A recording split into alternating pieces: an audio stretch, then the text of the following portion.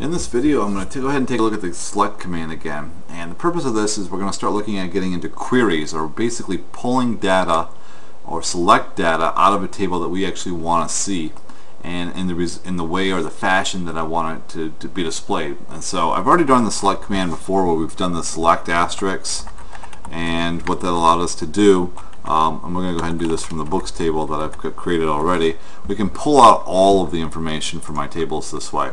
And maybe you want to pull out specific or only partial amount of data. So we're going to show you how to do that real quick. First thing I want to do is I'm going to limit, instead of using the asterisk, what I want to do is only pull out the categories that I want to see.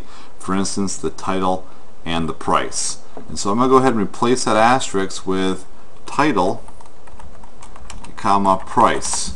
And so now what is going to happen is when I run this, you're going to see that it only pulls off the title and the price. So I'm beginning to pull out the information that's just most relevant to what I'm looking for.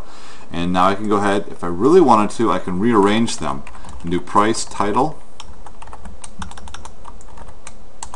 from books, and I'll go ahead and run that, and you'll notice that I can arrange the columns in any fashion that I want based on my select command that I've got here to work with. And so you can see that I've got price and title. Now the question is going to be, well, what happens if I want it to only show data of books that are $14.99? So now I'm getting more specific.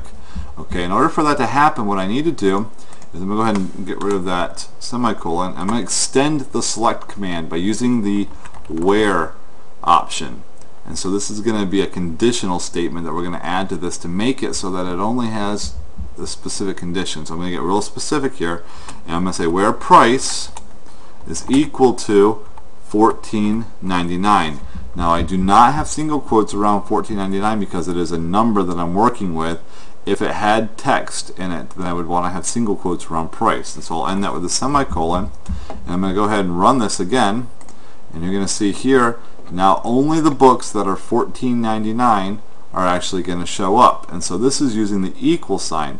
Now if I wanted to change it up, let's just go ahead and say less than $14.99. I can go ahead and hit run, and you're going to see that only the books that show up are the ones that are less than $14.99. And if I wanted to do greater than $14.99, of course I could do that as well. So I've got these different options that we're working with that are going to allow me to do this. Now what if I wanted to see all the books that were not $14.99? There are a couple ways of doing that. I can use the exclamation point equals, and I can go ahead and hit run, and you're going to see it's going to show me every book that is not $14.99.